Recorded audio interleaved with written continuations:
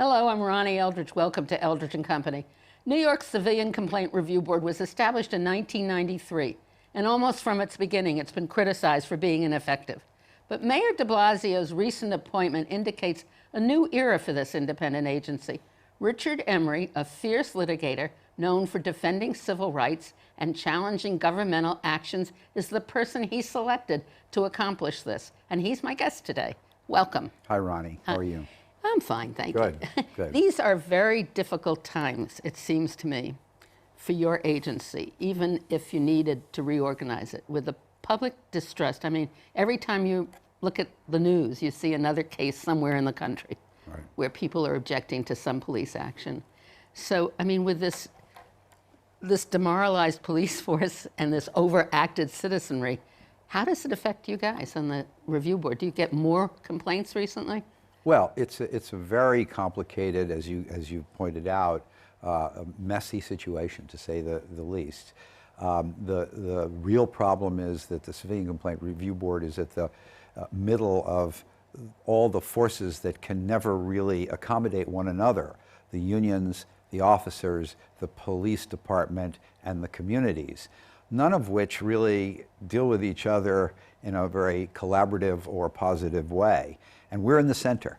We have to dole out, if you will, justice to the people who come and complain to us. And we have to be, of course, fair and straightforward with the police officers who are depending on us to get rid of the complaints, which are frivolous, of course, and there are many of those as well. So it's a no-win situation at some level, and the key is to somehow gain the integrity and trust of those various components through transparency and efficiency and clarity of decision making. It's some challenge. Yeah, no, it's a huge challenge, and it's actually very exciting. I've litigated police cases all my career, and always from the outside, trying to get the government to police more effectively and more humanely.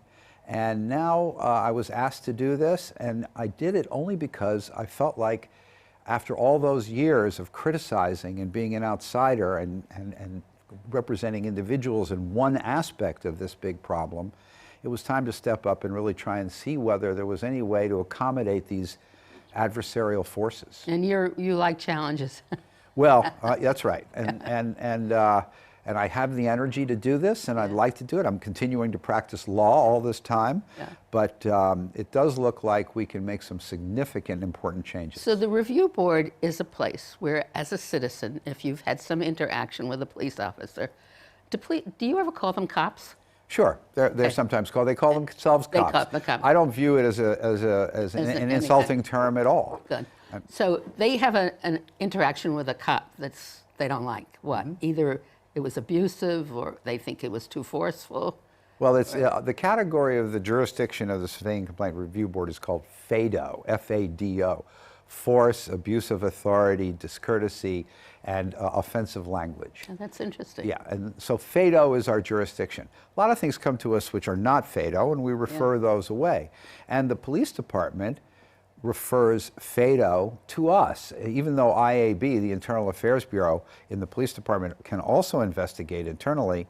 They refer the complaints that come to them that are within the FADO jurisdiction to the civilian So you have board. a lot of people, agency. I mean, you've got the police department with their IAB, then you've got local prosecutors, right? Yeah, that's more rare. It's mostly people who have had interactions that they're upset about, who file a complaint. They can do it on 311. They can do it at a precinct. They can come into our offices. We're trying to have more offices in the boroughs. We're trying to have hours that are not just daytime hours, so people have real access. There's a real outreach effort now for the CCRB to be available to people when they don't have to give up work to come in. They don't necessarily need even to know the name and the shield number? No, not necessarily. Obviously it helps, but we have the ability to work with the police department to identify officers. The interesting thing about this phase of the history of the CCRB, which is really in a new era with the mayor and with Bill Bratton, is that they want us to succeed. It's the first time that the administration and the police department has wanted the CCRB to actually succeed. They've mouthed that in the past, but it hasn't been true. They've done everything under the Kelly era, under the Bloomberg era, and Giuliani before him to sabotage the functions of the CCRB, in my opinion. I think that the CCRB has been undermined as an agency and gotten used to a kind of inactivity and mediocrity and bureaucracy that has infected its functions and its product. Is it because they thought they didn't get very far with their work? And no, I think it's because the unions and the constituencies really didn't want to have anybody second-guessing the police except the police department itself. And then, of course, there was the whole stop and frisk controversy where the police department was not only encouraging but directing stop and frisk that was unconstitutional. And the CCRB was actually punishing or recommending punishments for those police officers. So the CCRB was on a completely different track from the police department. The police department sabotaged and didn't listen to the CCRB during that whole period. Hopefully that period is moving forward and we're having less stop and frisk. So one of the things people say is you're too friendly with Bratton. Right. You're a personal friend, right, and all that kind of stuff. But you think that that's irrelevant and it also helps, right? Well, I think that it's interesting because you have a trust then. Well, we have a good communication, we have a good trust, but more importantly, I stand on my career. I mean, my whole career has been one of vindicating people's civil rights and fighting government when it has acted to excess and working to make sure people are properly respected as human beings in the police citizen interaction. That was that famous case you brought and won, right? With the what? Well, I've had a number of cases. The non-violent inmates the non-violent people at Rikers Island. Right. Well, who are being strip searched? We had two major strip search cases, one by the police and one by the corrections people, and settled both of them for tens of millions of dollars for these people, and changed all the procedures to prevent people from getting strip searched. And you made it possible for me to be in the city council. Well, that was a whole different. That was a whole different era, right? But we did right. restructure New York City government because of the Board of Estimate elimination. And the Board of Estimate was not one person, one vote. It was one borough, one vote. That's right. Yeah. That's right. And so the interesting thing about the relationship with Bill Bratton is that it creates. I mean, I don't think Bill Bratton would have supported me becoming the chair unless he had thought I was going to be vigorous in the disciplinary process. His goal, as the ultimate person with responsibility over discipline of police officers, which he has and he should have because he's the one who's accountable, is to have us become an integrated part of the police disciplinary process instead of a stepchild of that process as it has been in the past. And also, tell me what happens with the new Inspector General. How does I think that the review board was always criticized because it didn't really collect the data. Right. So it could estimate trends and talk like that. Is that what the DOI, the Inspector General, is going to do? No, it's actually we're going to work. Are you going to do? You're going to work. We're going to work with the Inspector General, but one of the untapped treasures of the CCRB is the data you talk about. We have 7,000 interactions that are reported to us every year between citizens and police and the police department, police officers. That is unanalyzed. It's been unused, and now, as you can see with this recent chokehold report, we've analyzed that data to pick up trends and to be able to look at what might be happening in the communities that the police department can be forewarned to prevent. And what we have is a opportunity to do that at many different levels, not just chokehold. We have an opportunity to do that with all kinds of problems. All the complaints. That's right. Absolutely. And complaints are never legitimate in any particular case until they're substantiated. But patterns of complaints that are not related to each other are very probative. They're indicative. Indicative, you know? Totally indicative. Right, and you see, because many people complain who don't have a right to complain, so that is an overstatement of the complaints. But many people don't complain who should complain, and that's an understatement of the complaints. So somewhere in between, complaints have validity. They have they're very informative of the actual conditions on the street. And there also, it would seem to me to be very helpful in training the police. That's exactly right. It's not only early warning, Yeah. but when you get early warnings, then you can incorporate that into the police training and really prevent officers in the new culture of Bill Bratton's police department, which he really is trying extremely hard to re-engineer in ways that are community-based and that are close to the people. I mean, Bill Bratton understands that you can't have long-term effective policing without having the cooperation of communities. Yeah. And that requires respect, and that requires positive interactions. And so I do think he's very serious about this, and he wants the CCRB to be part of that process. That's very interesting, because you have recently asked the cops to stop swearing. And if you look at the website, there's an example of a complaint. And it's especially relevant, I think, today. There are a group of kids on the subway platform, and these cops go to see what they're up to, because there had been some kind of a push, or somebody had fallen on the tracks just recently in the same precinct. So the cops go over there and they start talking to them. Another person who reads the paper and is an invigorated citizen thinks the cops are really harassing these kids, right? So she goes over and she wants to know their shield numbers and what are you doing and what did they do and the whole thing. And the cop says something, swears at them or her to get away.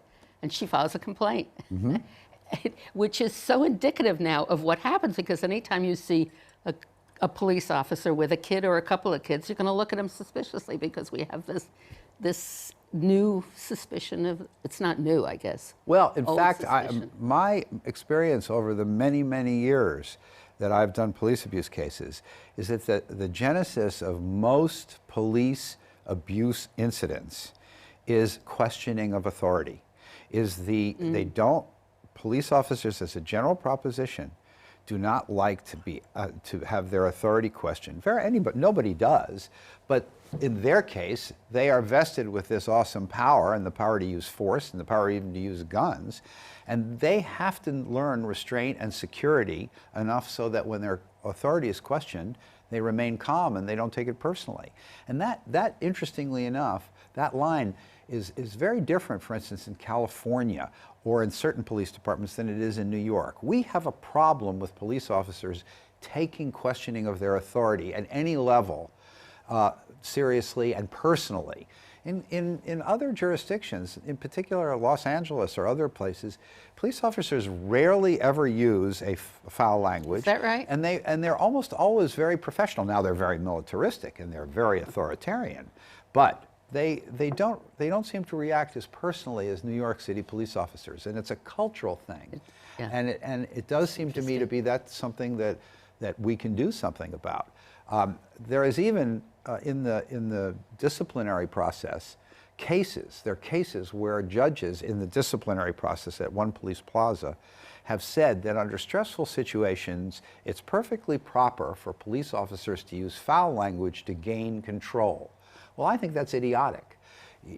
Foul language inevitably loses control. It means you've lost control, and it means that you've lost control of the situation. And one of the things that I know Bratton wants to do, and certainly we're going to try and make some difference in, is not letting that initial spark take place where foul language becomes a trigger for worse events. It could be also the prelude to chokeholds and all the violence. It is often, Definitely. I'm afraid. Just the disrespect involved. The resolution of that case was fascinating, though, because you don't necessarily send something on with a negative thing. You have a mediation. Right. How often do you mediate these complaints? I like that process. We mediate as many complaints, and we're going to emphasize mediation even more. Mediation has been a somewhat cumbersome process under the current board, and it still is, and we're going to change that. We're going to. How many people work on the board, for the board? 170 Ooh, staff. it's a lot of people. It's a big staff. It's a big agency. It takes a whole huge floor down at 100 Church Street. There are many, many people who devoted. There's some really excellent people working there, and I think that they're reinvigorated with the new leadership and the new desire to really make a difference. And so, we really do try hard to address the current conditions as we see them.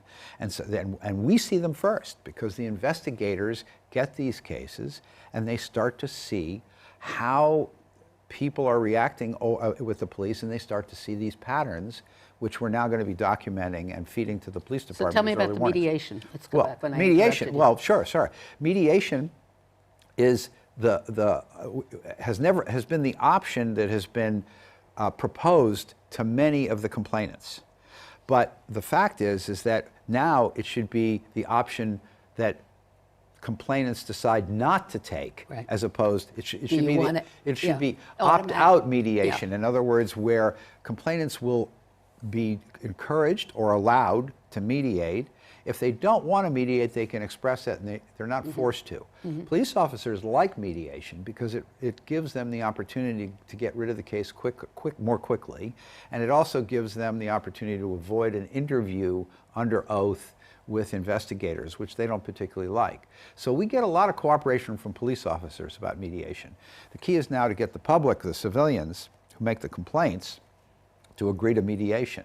And we're going to do more and more of that and emphasize that, because anyone who wants to mediate should have that right. How does it work? You file a complaint. I file a complaint. Right.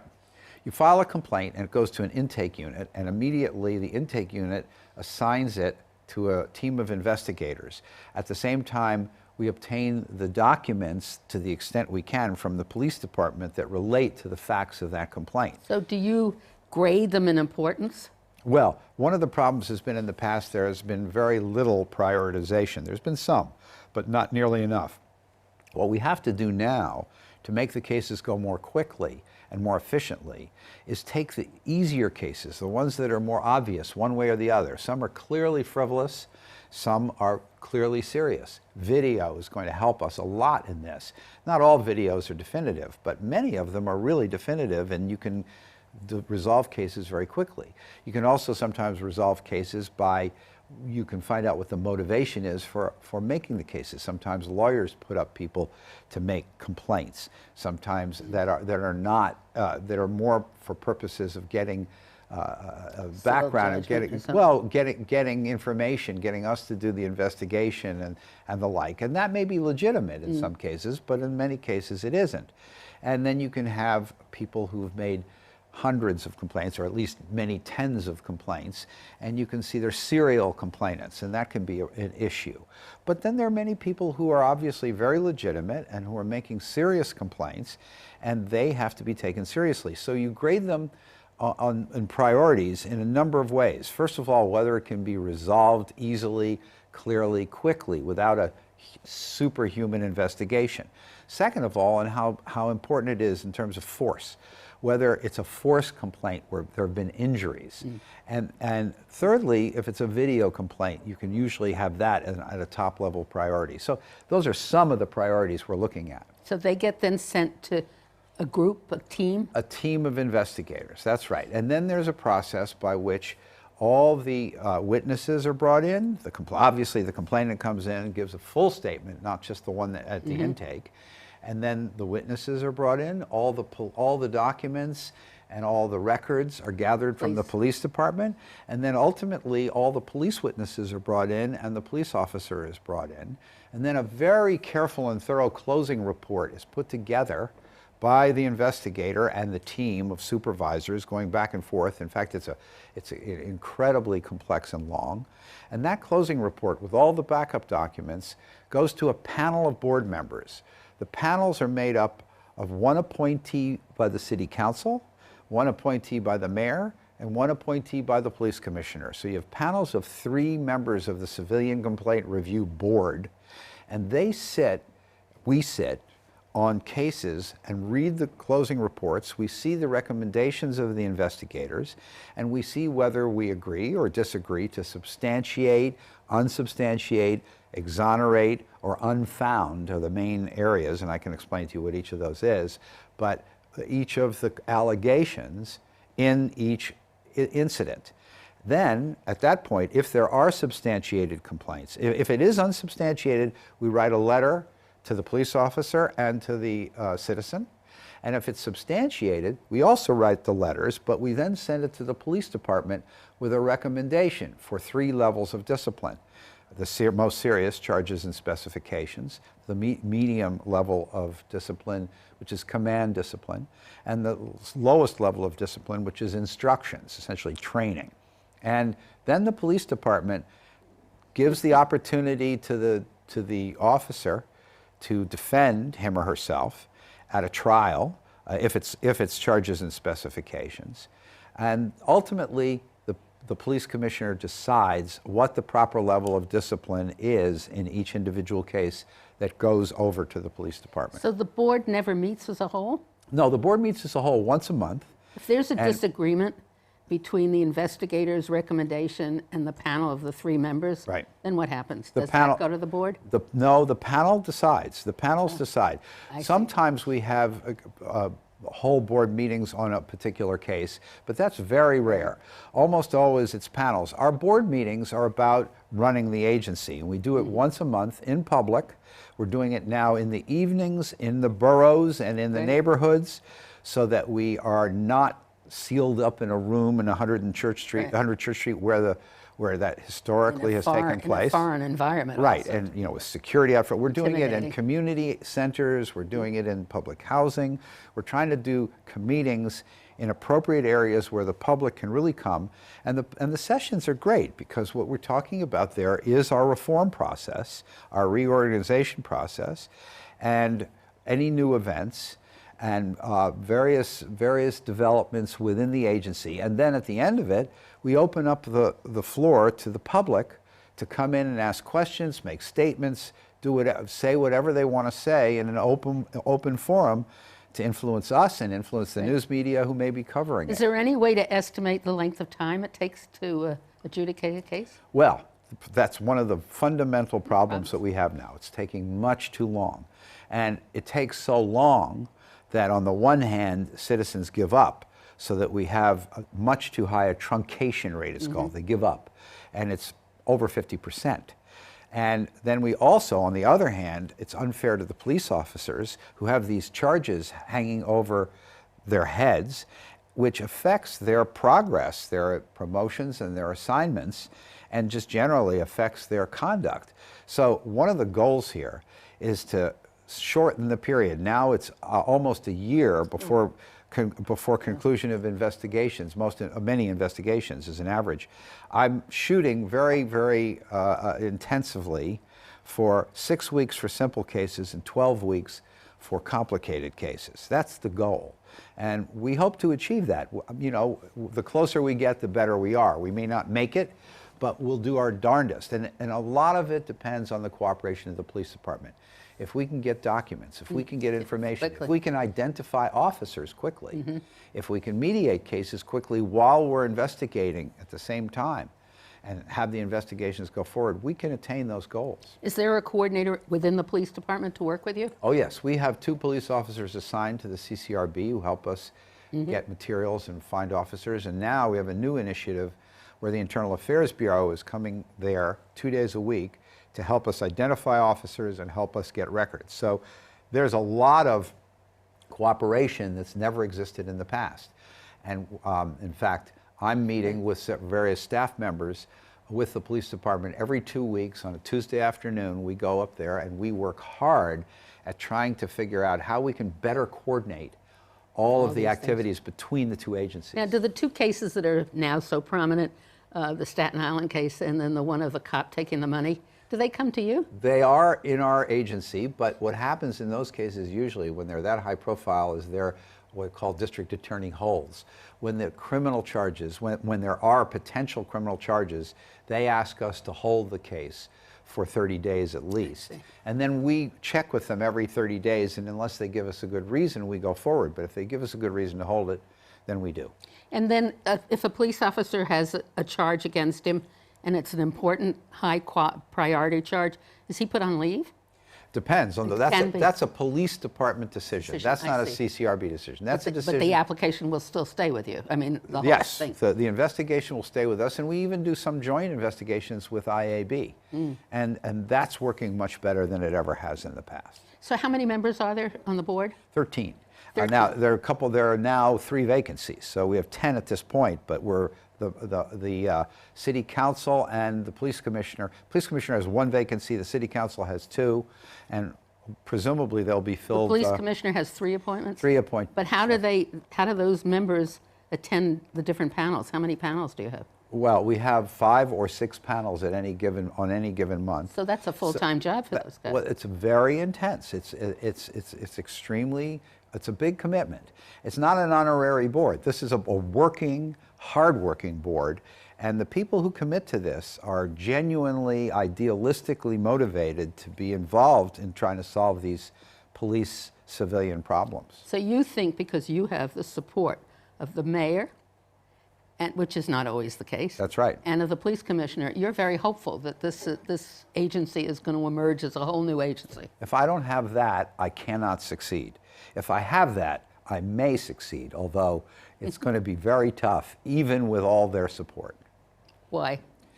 Because it is a very difficult position to be in between these adversarial forces, and it's an agency that has a culture built into it of failure. It has never truly made a big difference in the police-community relations. And that people have to understand that is possible, and they have to aspire to what we can do. Right. Well, we certainly wish you all the luck in the world, but it's not luck also. It's really your driving energy and commitment to it, well, right? It's not only me, it's a whole team of people on the board and a new executive director and staff that's motivated. We have great staff, and I don't see a lot of that changing, but I do see a change in attitude within that staff. And optimism. And optimism, Yeah. exactly, and hard work. Well, thank you very much, Richard Emery. Always a pleasure, Ronnie. Thank you.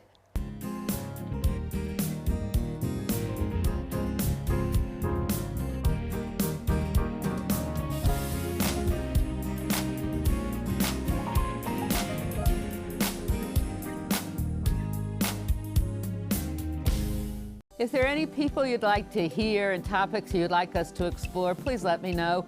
You can write to me at CUNY TV, 365 Fifth Avenue, New York, New York, 10016, or you can go to the website at cuny.tv and click on Contact Us. I look forward to hearing from you.